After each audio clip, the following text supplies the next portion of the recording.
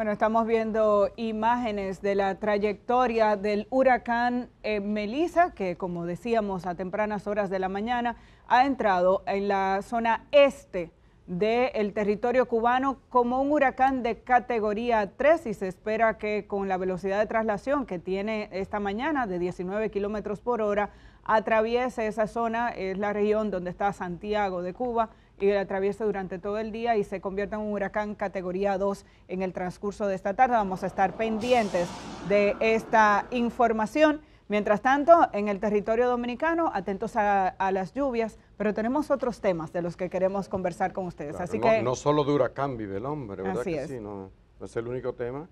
Y hay otros temas fundamentales que tienen que ver con la salud. Amelia, Así ¿vamos es. a hablar de cáncer hoy? Así es, el cáncer es una de las enfermedades que en términos generales tiene cada vez una mayor incidencia a nivel global en la población.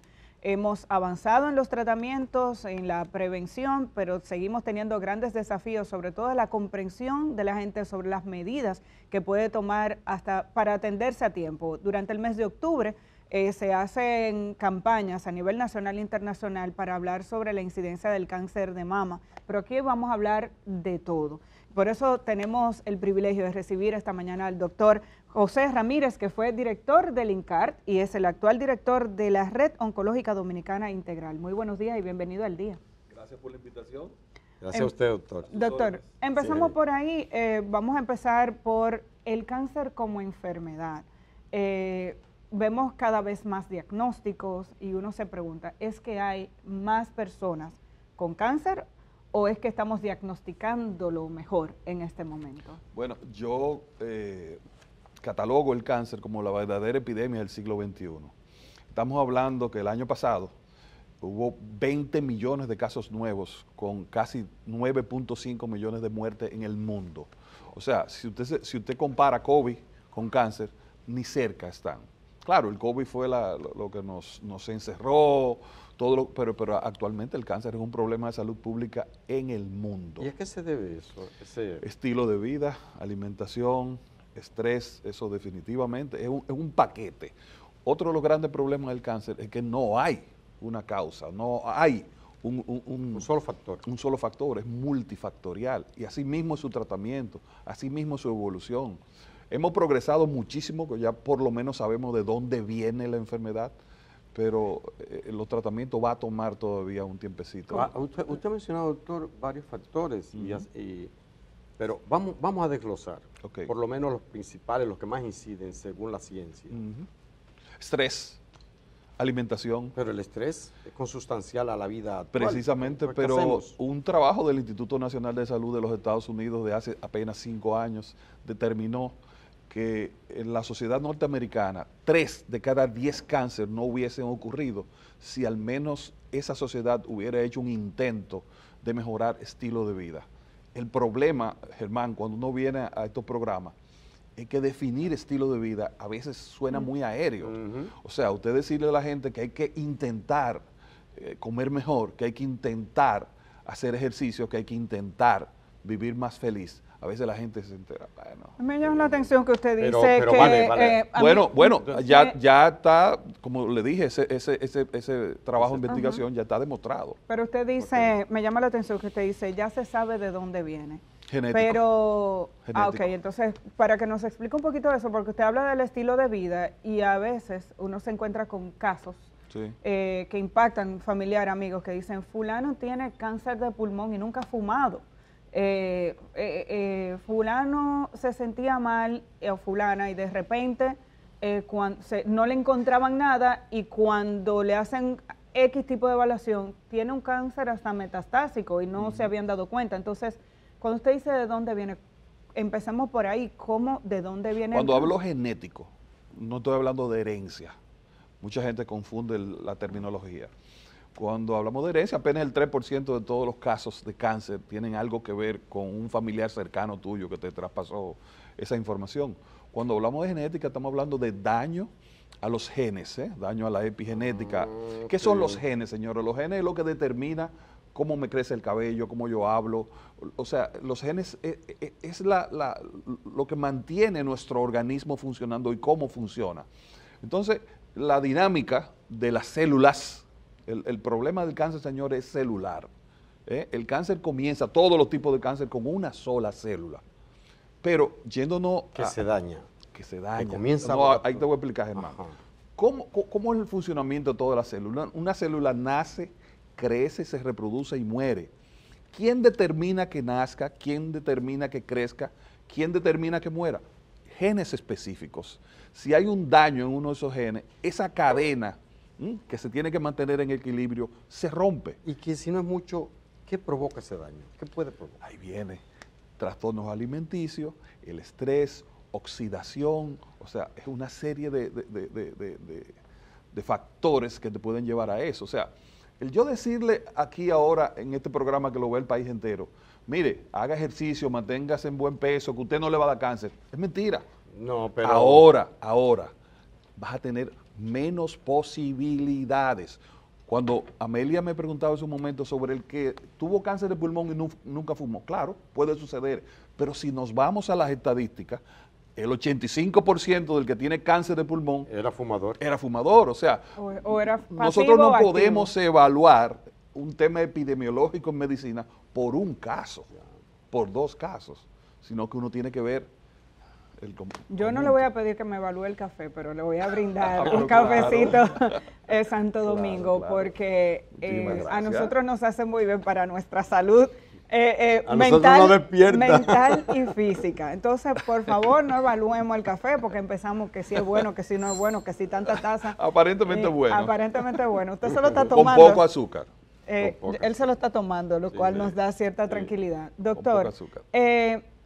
Nos llama la atención el hecho de que estamos viendo pacientes con cáncer detectado tardío y un periodo, usted dice, bueno, los tratamientos avanzan, pero hay gente que en 3 meses falleció. ¿Por qué se da esa situación? ¿Qué hace que en muchas ocasiones, con todos los avances de la ciencia, el cáncer se ha detectado tarde? ¿Y qué podemos hacer para evitar? De esas 9 millones de personas que mueren anualmente en el mundo por cáncer, más de la mitad ocurre en países subdesarrollados. Eso significa que la mala evolución, que la mortalidad por cáncer está ligado a bajo acceso a los servicios de salud, a baja calidad de los servicios de salud, o sea, está asociado a la pobreza, lamentablemente. Entonces, fuera de mejores tratamientos, que los hay, todavía el diagnóstico temprano sigue siendo fundamental. Las medidas de prevención siguen siendo fundamental para que mejorar la situación, el pronóstico es la palabra que estoy buscando, de los pacientes con cáncer. Ha dicho, vamos a ampliar ahorita sobre esa alerta temprana, esa detección temprana. Pero en la introducción, los primeros minutos, usted habló 2 veces o 3 veces de un término, comida, alimentación. Sí. Y mencionó uno, café, pero con poco azúcar. Sí. Yo no sé si es un mito o qué, usted dirá. Se dice que el azúcar es como el alimento de las células malignas. Cáncer. Y el término comida o alimentación, aunque yo lo quería dejar para el final, pero desde ahora vamos a decirle a la gente qué tipo de comida puede contribuir a... Es que si tú te vas a la FDA y buscas carcinógenos químicos, que son las sustancias que están demostradas que pueden incidir en la posibilidad de que un ser humano tenga cáncer, vas a ver que la mayoría de esos carcinógenos están en el día a día, en lo que consumimos en el día a día. Entonces, uno de los temas de esta época que nos ha tocado vivir de la humanidad es que si tal sustancia no es tóxica por debajo de 5 cc, por ponerte un ejemplo, si al chocolate tú le echas menos de 5 cc de tal sustancia, no es tóxico. Pero si le echas más de 5 cc, sabe mejor, pero ya es tóxico. Entonces, ese control es que hemos perdido los seres humanos. ¿Qué estamos consumiendo? La industria... se pone el negocio por encima de la salud. Exactamente. Pero alguna recomendación. ¿Cómo yo digo, mira, tales cosas, evítalas? Con una palabra te lo voy a contestar, moderación. No hay una fórmula. Yo he tenido pacientes con cáncer de mama que son vegetarianos, pero eso no implica que no ser vegetariano no sea saludable, es saludable. Pero lo que te quiero decir es que la moderación, o sea, nosotros no podemos meternos tampoco en una burbuja. Estamos en y vivir aislado. Uno lo que tiene que hacer un esfuerzo por... Mira, yo no recuerdo la última vez que yo consumí un refresco de botella. No lo recuerdo. Yo trato que todo lo que... miren bien la palabra, trato que todo lo que consuma sea exprimido o natural. Muy bien. El azúcar, doctor. El azúcar, vuélvame al azúcar. El azúcar, no, tampoco debemos satanizarlo. El azúcar es la combustión del cerebro. Exacto. Hay que manejar eso con mucho cuidado. Ahora, ya está demostrado que el azúcar es el alimento de las células malignas. Entonces hay que ser moderado. El cafecito Santo Domingo, hay personas que toman azúcar con un poquito de café.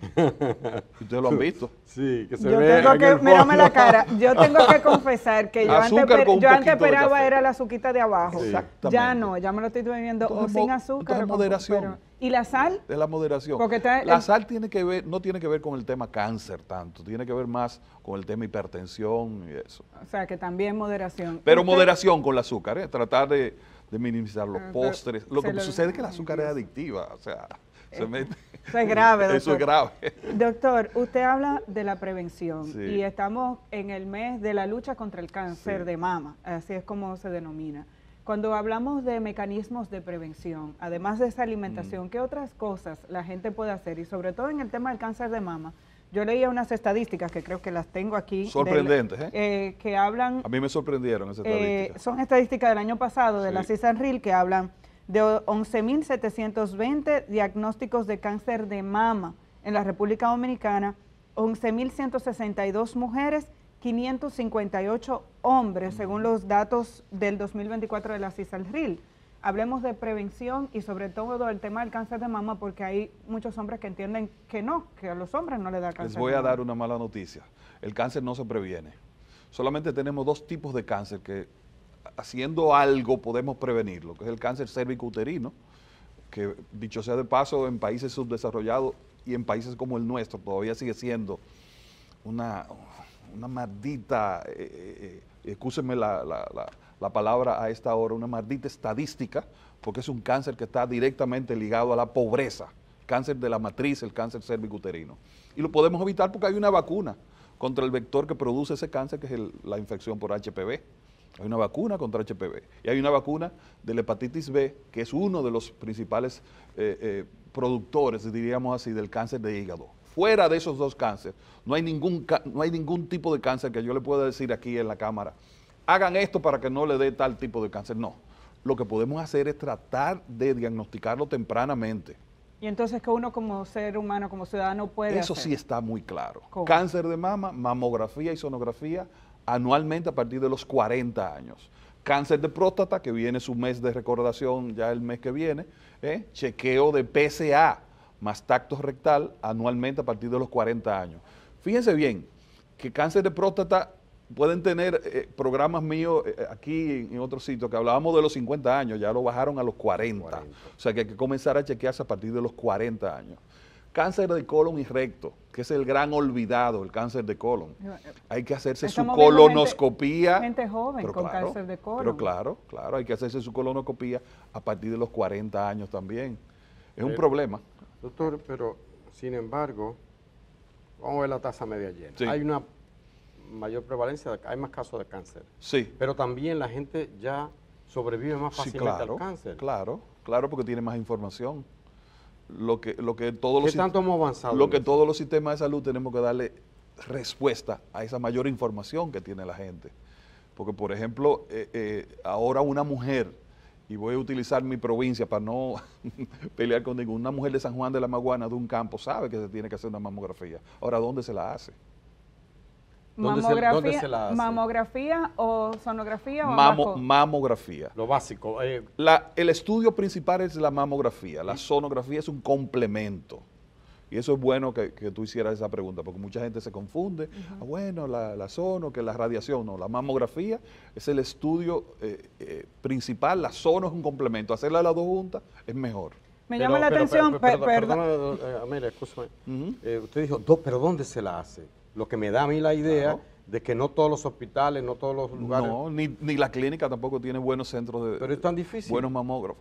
Bueno, la tecnología es cara, necesitamos radiólogos, hay una escasez de radiólogos En el mundo, yo vengo de España ahora mismo y hay un escándalo político, Sí, yo lo estaba viendo. porque la región de Andalucía tercerizó, Edith, los servicios de mamografía a centros privados y ahora se ve que los centros privados no estaban dando ese servicio, o sea, Es como un Senasa en España. exactamente. Ahora mismo, La mafia de ayer, Senasa en España. ayer. Sí. A mí me Yo- llama yo- la yo atención. lo estuve viendo. Entonces el tema, Ahí. Uruguay es un ejemplo de cómo han resuelto eso. Uruguay es de los países de América Latina con mayor índice de cáncer de mama. Sin embargo, tienen uno de los mejores índices de diagnóstico temprano, con un sistema de mamógrafos móviles, que dicho sea de paso, aquí... Mamógrafos móviles. Exactamente. Significa que se puede ir por Sí, sí, provincia claro, tú y puedes hacer llevar la mamógrafo donde operativos. sea y tener un centro para la lectura de esas mamografías, porque ya la tecnología te permite exportar una imagen que se hace en San Juan y mandarla a un centro Claro. aquí. Lo que hay que hacerlo. Hay que hacerlo. Usted habló de una frecuencia para esos exámenes anual. Sí. Y aquí se tiene la cultura, sobre todo en las mujeres, de hacerse el Papa Nicolau, de hacerse el chequeo médico incluso anualmente. Me llama la atención que en países desarrollados como Estados Unidos, donde estuve viviendo recientemente, me hablaban de ese chequeo cada 3 años. Sí, sí, Y es yo me sorprendía porque yo decía, perdón, pero yo vengo de un país donde yo cada año voy a mi médico. Sí. ¿Y por qué? Es Eso me chocó. es ¿Cómo que económico. cada 3 años? El Ma- tema es- el tema es Estados Y- Unidos es un y mal hay- ejemplo en y en San- adi- Ya Germán te lo definió. Sí. Inclusive era en el área de mama, que es lo que nos convoca hoy en día, era una pelea constante entre la Asociación de Oncólogos y el organismo que determina la frecuencia de los chequeos de rutinarios allá en los Estados Unidos sobre el tema de los 2 años para la mamografía y a Sí. partir de los 50. Ya si tú te Ya vas bajó. ahora, si te haces un research ahora, vas a ver que se logró que fuera a partir de los 40 y que fuera anualmente, en base a demostrarle a esa agencia que estadísticamente ya era tiempo de que se quitara. Pero era un tema económico. El otro tema, perdón, Germán, No era- no era de esa- para hablar de la No experiencia. era de salud, era económico. Ok. Ok, y la otra parte, la otra preocupación o inquietud sobre la mamografía Sí. es, si hemos avanzado tanto, haciendo incluso estudios, resonancia magnética, Sí. que te meten un aparato que a uno le da miedo cuando oye los sonidos, pero no te tocan. ¿Cuándo vamos a evolucionar a una cosa que no aprieta los senos a un nivel que parece una tortura? Y en adición a eso, a una persona le pueden decir, las mamas son muy densas, no vemos nada. Incluso en este país yo he tenido acceso, afortunadamente, a mamógrafos 3D, Sí. pero tampoco he visto la gran diferencia. Entonces, ¿qué hace falta para que evolucionemos hacia un sistema que incluso sea más claro? Porque a veces te dicen que no están viendo nada. Entonces tú dices, ¿y para qué me apretaron hasta lo último si al final no Te lo voy a ven? contestar con dos. Una un chiste y otra con la realidad. Vamos a comenzar con la realidad. La inteligencia artificial viene a ayudar muchísimo con el tema de la mamografía, porque yo te hablé ahorita que la mamografía la identifica un radiólogo, un ser humano con sus ojos. Entonces, falla muchas veces identificando lesiones muy pequeñas. La inteligencia artificial ahora te va a venir, que es quien va a ayudar a ese Ser más radiólogo. preciso. Exactamente. Y el segundo chiste me lo hizo una paciente, que uno aprende mucho con las pacientes.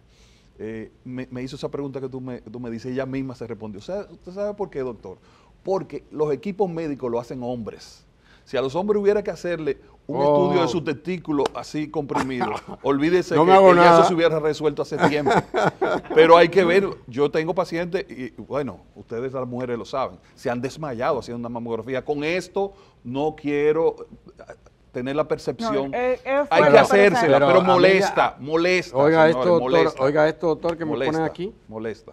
Ajá, ella se queja porque a las mujeres le aprietan las Sí, tetas, sí. pero es que al hombre lo taladran, casi como haciendo el túnel del metro. Y eso dice a una persona que es peor, dice, es peor entonces que... Salva vidas. Es mejor, A ver, salvar la ambas vida. cosas salvan, Salvan vidas, sí, pero, sí. pero estoy con Amelia de que debería ser menos invasivo. Doctor, Pero la respuesta de la doña tiene lógica. tiene lógica, ¿verdad que Tiene sí? que ser. 70%, decía usted recientemente en una entrevista, 70% de los cánceres son detectados tardíamente. En este país sí. Ajá, Claro de que sí, manera todavía, 70%. todavía Wow, ¿y no qué hemos significa mejorado eso? eso, que no hemos quemado en prevención. Pero como durante Estado, los últimos, como sistema. no como Estado, como sistema de salud. En los últimos 30 años no hemos quemado en prevención porque esos números no han mejorado. Aparte de un esfuerzo. 70% tardío. Sí, claro. Wow. Claro. Y Un número totalmente diferente a Estados Unidos e Inglaterra. ¿Y cómo incide eso? O sea, cuando se detecta temprano, ¿cuáles son las posibilidades de sobrevivencia? Más de un 95% de posibilidades de que se cure, de que se controle totalmente. O sea, que yo debo salir de aquí a decirle a Laura, a mi hija, claro. Mira, te va a hacer, ella se lo hace. ¿Qué edad tiene ella? Te vas, tiene 40 ya. Sí, te tiene que hacer. Mamo y sono todos los años. Ah, bueno. Pero no solamente Laura. Bueno, pero yo, tú sabes, yo, la parte mía, Lo que te comento. lo que yo Doctor, coincidí en ella. Vamos a pasar al tema de la cobertura en salud, que es importante, Sí. pero con relación a la prevención, y dijimos que no solamente vamos a hablar del cáncer de mama, Ujú. ¿qué, digamos, factores, síntomas pueden llevar a una persona a pedir un auscultamiento mayor por parte de un médico? Porque yo, cuando empezamos, yo decía, recientemente he sabido de casos de personas conocidas que le han detectado un cáncer tardío porque se sentían mal, pero no sabían de qué ni por qué. ¿Cómo se puede detectar un cáncer? No, el de mama ya sabemos, mamografía, sonografía, pero cáncer del cerebro, lamentablemente perdí una amiga recientemente Sí. con un desmayo, una convulsión, y cuando le hicieron un TAC resultó que tenía un tumor. El tema del cáncer de páncreas. Que hace 15 años se veía eran raros, raro. los cáncer de cerebro. O cáncer de páncreas. Y en los últimos 3 o 4 años, el día a día, bueno, te tocó con una amiga cercana. Entonces, Sí. entonces, ¿qué está pasando con el cáncer de cerebro? ¿Por qué? ¿Por qué ese incremento, doctor? Perdón. El teléfono. La frecuencia. ¿Se cree que la frecuencia... Se cree que tiene que ver con eso. ¿Pero eso está demostrado Claro. científicamente o es una hipótesis? No, es una hipótesis. Pero yo digo a mis pacientes, yo como oncólogo digo que cuando hay una hipótesis, uno tiene que tomar precauciones. ¿Qué precauciones? Poner a cargar el teléfono lejos, en la cama, no dormirse con él encima del pecho. A ver si hacemos una deducción, doctor. Eh, Significa, ese cáncer del cerebro, Sí. perdón, es que es una Sí, curiosidad sí, periodística. Ese cáncer del cerebro se da más, es para ver si lo relaciona con Sí, esto. claro. ¿En personas más jóvenes o en Bueno, personas...? hay una ciudad de los Estados Unidos que le ganó una demanda a Exxon, que es una de las compañías, Edison, creo que de la compañía eléctrica de los Estados Unidos, Edison. porque por encima de su ciudad pasaban unos cables de alta tensión, y en esa ciudad ellos demostraron que había un índice mayor de cáncer de cerebro que el resto de los Estados Unidos, y ganaron una demanda y movieron esos Radiación, cables. doctor. Es que la radiación es carcinógena. Entonces, la radiación está en todo. Precisamente. Está en usted y en mí. Ahí vamos, pero mientras más tú te mantienes alejado de la radiación, es mucho mejor. Cuando yo hablé de esto de los celulares, a mí me llamó un ingeniero de una de las compañías más importantes de aquí y me dijo, mira, queremos aclararte que la cantidad de radiación que emite un teléfono es muy poca. Digo, sí, yo sé que es muy poca. Ahora, yo te voy a hacer una pregunta. ¿Por qué los tratamientos de radioterapia se dan diarios durante 6 o 7 semanas? ¿Por qué? Porque la radioactividad se acumula, es acumulativa. Y si tú tienes un celular todos los días, las 24 horas del día ahí, si lo pones a cargar en tu cabecera, si andas con él del lado de la mama, si andas con él en tu bolsillo, si trabajando en la cama, tú como mujer te pones la computadora encima de tu útero y tus ovarios, esos son cargas de Ay, radiación. doctor, yo todos pongo los la días. lacto aquí, mire, a veces. Ponte una almohada. Sí, yo y pongo la una, lacto tengo arriba. una tabla. Bueno, una exactamente. pregunta. Pero perdón, que no me ha respondido el doctor. Ay, pero... No, para que no se me Está vaya bueno de el ahí. tema, está Para bueno. que no se me vaya de ahí. Yo le decía, usted dijo del cáncer de sí, cerebro, claro, pero yo le decía... De los otros tipos de cáncer. Hay otro tipo de cáncer, el de páncreas, por ejemplo, que la tasa de mortalidad es me un parece que punto es altísima. oscuro de la oncología en el mundo, el cáncer de páncreas, por un tema de anatomía. El páncreas está localizado muy posterior en nuestra cavidad abdominal, no tiene síntomas escondido. tempranos. Pero yo le decía, cuando una gente dice, yo me sentía mal, no encuentro. ¿Cómo hablamos de prevención sin saber qué buscar? Ese es uno de los problemas de la oncología en el mundo. El cáncer que más mata a seres humanos es el cáncer de pulmón y no es el más frecuente. La razón por que el cáncer de pulmón mata a tantos seres humanos es que no tiene un buen sistema de diagnóstico temprano. ¿Entiendes? Porque cuando un cáncer de pulmón se ve en una radiografía ya es tarde. Es lo mismo que el famoso autoexamen, que es bueno que lo tratemos aquí. Okay. O sea, el autoexamen ya se ha dejado de indicar. ¿Por qué es malo? No, no es malo. Es bueno que la mujer conozca sus mamas y conozca la textura y todo eso, pero cuando una mujer puede tocar un cáncer de mama, ese cáncer de mama no es temprano. Ya es muy grande. Nosotros lo queremos identificar en una mamografía cuando tiene milímetros, cuando tiene... Exactamente. Entonces, no, o sea, mucha gente se ha confundido. El cáncer, el autoexamen no es malo. Lo que pasa es que no diagnostica tempranamente el cáncer. Entonces, doctor, esa tan vilipendiada inteligencia artificial, volviendo a ella, va a ser fundamental para mejorar. Para que la mujer no sufra el cáncer de mama, porque se puede ver rápidamente, con todos esos datos. ¿Y qué cosas uno tiene en el futuro cercano, que inclusive ya lo tenemos en el país? O sea, primicia que podemos venir a dar aquí en este programa, la resonancia de cuerpo entero. ¿Se hace aquí? Sí, ya hay 2 equipos aquí. Todavía no está... ¿Y qué me da eso, doctor, esa resonancia? Eso te iba a decir, hacerte una resonancia de cuerpo entero todos los años puede detectar cosas pequeñitas que estén creciendo. Voy a hacer una. Bueno, sí, puedo pagarla. Es que todavía los estudios no han determinado el beneficio, pero lo que uno como oncólogo está viendo sobre este estudio, aparentemente va a tener algo que ver, que tú te hagas, y no lo van a indicar a la población porque no todo el mundo va a tener la capacidad económica de hacerse una resonancia de cuerpo entero. No es una resonancia de cráneo, de tórax, no, una resonancia de cuerpo entero.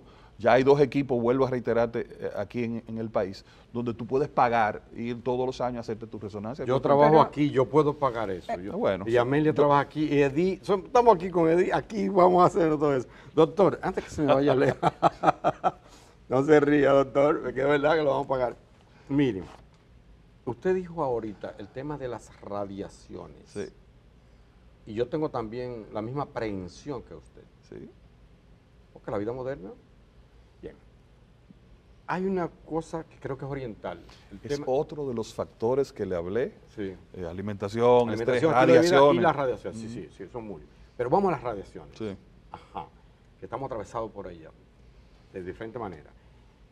Hay una técnica oriental que yo quiero saber si es verdad que funciona. Ponerse descalzo.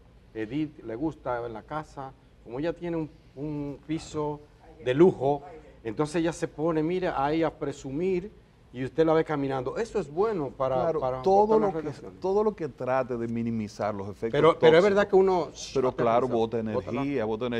Edith, sigue caminando. Mi amigo Roberto Santana me enseñó algo que allá en el campo, en Ocoa, lo hace mucho, que es nosotros, él y yo le decimos la grama terapia. Caminar descalzo en la grama. Nosotros tenemos pero si ella vive en un apartamento. Casa junto y siempre caminamos descalzo. Germán Marte. No, está bien en la grama, porque no todo el mundo tiene grama. Sí, si está en un apartamento. Descalzo. Igual. Descalzo, sí, yo creo que es beneficioso. Cuando yo llegué de viaje, que tenía el jet lag, llegó un momento que dije a tierra, a caminar en el... que lo había oído mucho y eso. Mira, sobre todo eso, Germán, le voy a decir que el tema cáncer, nadie tiene una respuesta al tema prevención. Ahora, yo le pongo este símil, yo le pongo este ejemplo. Vamos a poner que tenemos una tómbola, y que el premio sea tener cáncer, que no es un premio. Sí, pero... Definitivamente, mientras menos boleta tú tengas dentro de esa tómbola, tienes menos posibilidades. Eso no te quita que ese que mencionó Amelia tenga un boleto dentro de 1 millón y se saca, lo puede sacar matemáticamente, pero es menos probable caminar descalzo, oír música, hacer un parón al mediodía, todo eso es coger menos pique, todo deja eso es uno de los 3 trabajos que tiene. Ella está loca por coger un micrófono. Yo creo que es complicado. Edith está aquí más inquieta que nosotros. Doctor, hablemos de cobertura. Sí. Porque si bien es cierto que hemos avanzado en la detección y en los tratamientos, la seguridad social en este país sigue siendo un gran desafío. Y cada vez que a una persona le dan un diagnóstico de cáncer, aunque hemos avanzado y hay mejor tecnología, eso genera una preocupación grande en la familia dominicana, porque aquí los seguros de salud se matan por no cubrirte nada. Sí, exacto. Entonces, ¿qué ¿qué tipo de cobertura tiene la gente? ¿Cuál es la situación en términos de cobertura? Usted fue director del INCAR y como institución es un referente en esta materia. ¿Qué nos puede decir con relación a eso? La Ley de Seguridad Social es una buena ley, lo que sucede es que ya llegó el momento de uno sentarse a revisarla. Es una buena ley por muchísimos factores. Por ejemplo, lo del tema cobertura, yo tengo años, en este gobierno hay que reconocer que se llevó de 1 millón casi a 3 millones. Estamos mejor, pero no es suficiente, porque señores, cualquier tratamiento de cáncer, en 3 meses se te va a 4 o 5 millones de pesos, que no es un tema dominicano, que es un error también de algunas autoridades, pensar que los costos en oncología es culpa de los médicos. No, es un tema mundial. Ahora tenemos que sentarnos a definir una estrategia de cobertura, de medicamentos, ver que medicamentos que han resultado ser exitosos ya, que tienen un tiempo utilizándose, tardan mucho tiempo en que sean incluidos en los medicamentos que tienen cobertura, entonces la gente tiene que estar en alto costo haciendo fila para que les regalen un medicamento que su seguro se lo debe de cubrir. Ahora, en eso también tenemos que ser cuidadosos, porque no todo lo que salga ayer en los Estados Unidos, mañana tiene un médico la posibilidad de un sistema pobre, porque ese es el otro tema. Yo siempre me mantengo en los dos, porque nadie tiene, la vida no es blanca ni negra, yo creo que la vida es cremita. Pero nosotros aquí se nos parte el alma con la cantidad de casos que nos llegan de personas que están necesitadas de un medicamento de alto costo. Y uno dice, pero si es una persona que toda su vida ha trabajado, si es una persona que cotiza a la seguridad social, ¿por qué tiene que ir a hacer una fila al Estado para que lo metan en una lista donde definitivamente no va a caber todo el mundo? Porque no hay quien aguante porque eso. El dinero es finito y ya va por 8.000 millones de pesos. Y fue un truco que yo creo que el gobierno de Danilo Medina lo hizo con muy buena intención, el tema de alto costo.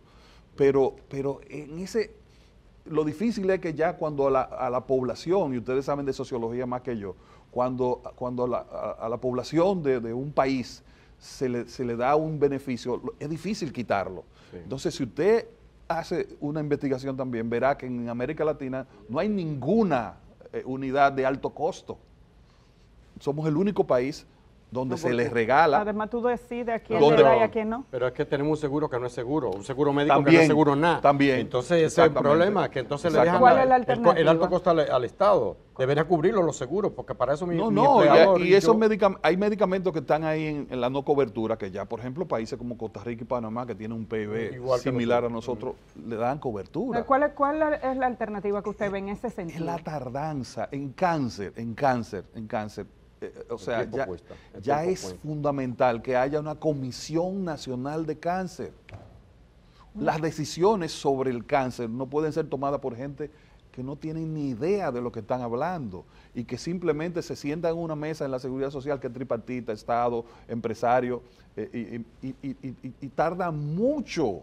O sea, que hay medicamentos que ya hace más de 2 o 3 años se sabe que son fundamentales en el manejo del cáncer de mama, pero todavía siguen esperando que el Consejo dé su aprobación. Sí.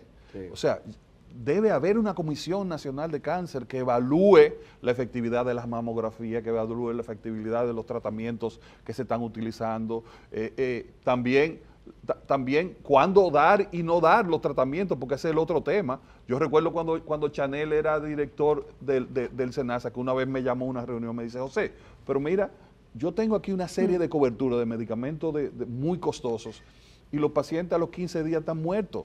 Entonces ¿qué pasó? Ese paciente no tenía indicación de ese medicamento, porque ese es el otro tema, también saber hasta cuándo dar tratamiento, a quién darle el tratamiento. Entonces eso debe ser evaluado seriamente. Yo creo que ya llegó el momento de tomar por los cuernos una enfermedad que está mutilando la sociedad mundial, como el cáncer. Absolutamente, doctor, tenemos... Y no quiero ser presidente de esa comisión ni nada para que después nos digan. No, usted no necesita nada. Doctor, Amelia tiene una pregunta que tiene que ver con SENASA. Yo tengo una de Carlos Rodríguez que está preguntando aquí y yo tengo otra personal. ¿Cómo lo hacemos? Rápido. Vamos a hacerlo. Nos quedan 3 minutos. En Twitter. Amelia, arranca tú. El tema de la cobertura, no podemos obviar la denuncia que aquí se ha estado haciendo de manera ya persistente, permanente. Edith ha estado haciendo una investigación muy importante con relación al tema de SENASA. Y hasta ahora la información que hemos podido divulgar, y sobre todo a través de esa investigación, es que incluso pacientes que debieron ser atendidos en el sistema público de salud porque pertenecían al régimen subsidiado eran enviados a clínicas privadas. Sí. Como director del INCAR, ¿qué experiencia tiene usted con SENASA? Y si tiene una opinión con relación a este tema de manera específica, ¿no? La derivación de pacientes que debieron tal vez ir a las instituciones públicas y a la privada se le pagaba más per cápita. Sí, bueno, te voy a hablar mi experiencia en cáncer. Primero, no es un tema de esta administración de SENASA. Yo fui con la doctora Catalina González, siendo yo director del oncológico Heriberto Peter, Catalina González, directora del INCAR, hace más de 7, 8 años, donde Chanel en ese momento era director del SENASA, para pedirle que los pacientes oncológicos del régimen subsidiado de Santo Domingo se priorizaran los 2 hospitales públicos, aunque el Heriberto Peter es privado por una fundación, pero tiene un carácter público, porque todavía la mitad de los pacientes del subsidiado en el área de Santo Domingo estaban yendo a centro privado, que eso era eso hasta ilegal.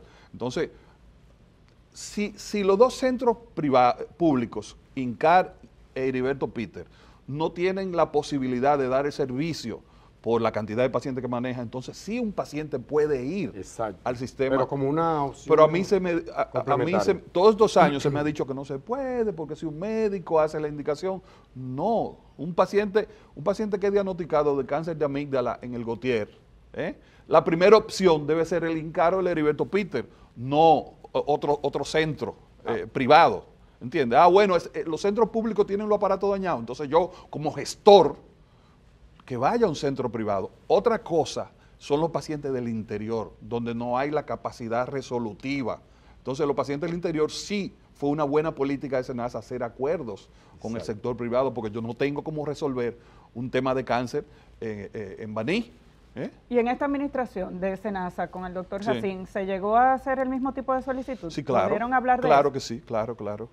Y como quiera se derivaba al privado. No se podía porque como se hace ya estamos sabiendo un poquito por qué, doctor. No, doctor, un minuto, dice Carlos que voy a resumir su pregunta. ¿Cómo puede incidir el tema de la entrada en vigencia de la atención primaria?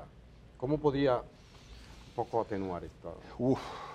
Es complicado ese tema porque la atención primaria no ha resuelto el tema del diagnóstico temprano en ningún país del mundo. Porque la preparación de un médico de atención primaria quizás no es lo suficiente para identificar. Bueno. Yo tengo pacientes que viven en los Estados Unidos que vienen todos los años a chequearse conmigo. Aquí.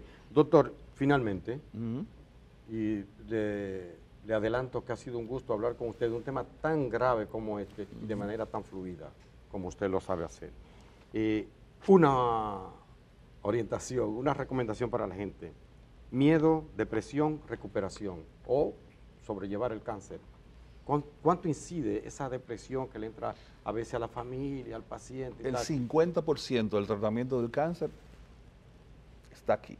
Está en la determinación de una gente querer vivir, de echar para adelante, de no deprimirse. Por eso la atención psicológica es tan importante para el paciente y los familiares. 50%. 50% tiene claro, el paciente que se deprime, el paciente que dice, ay, o sea, le va peor. Definitivamente. Por ahí creo que tal vez va su recomendación, ¿verdad? Unas palabras finales en este mes de la prevención. Estamos en el mes de octubre, mamografía y sonografía anualmente a partir de los 40 años debe ser el mensaje. Mamografía y sonografía a partir de los 40 años anual. Y si no me invitan el mes que viene, que espero que me inviten, a los hombres, tacto rectal, primero, el orden, pues lo vamos a invitar para enero. PSA más tacto rectal anualmente a partir de los 40. Gracias, doctor, por estar con nosotros en el día de hoy. Yo creo que hemos aprendido mucho. de una forma ligera, como decía Germán. Vamos a la pausa. Cuando regresemos, venimos con unos detallitos para despedir. Pero, doctor, esta entrevista yo creo que tenemos que difundirla para que Muy todos educativo, aprendamos. claro. Gracias, doctor.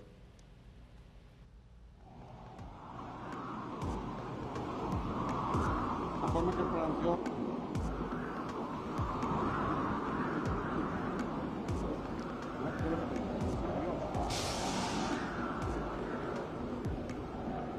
Estamos viendo imágenes de la trayectoria del huracán Melissa, categoría 3, en este momento atravesando la zona este de Cuba. En breve les daremos detalles de la velocidad de sus vientos. Esta mañana estaba a unos 185 kilómetros por hora, los vientos máximos sostenidos. Según el último informe, el informe más reciente del Centro de Huracanes de Miami, el huracán ha descendido en su velocidad, tiene 165 kilómetros por hora, ha bajado la velocidad de sus vientos y se está trasladando más rápido, 22 kilómetros por hora. Vamos a la pausa y regresamos de una vez.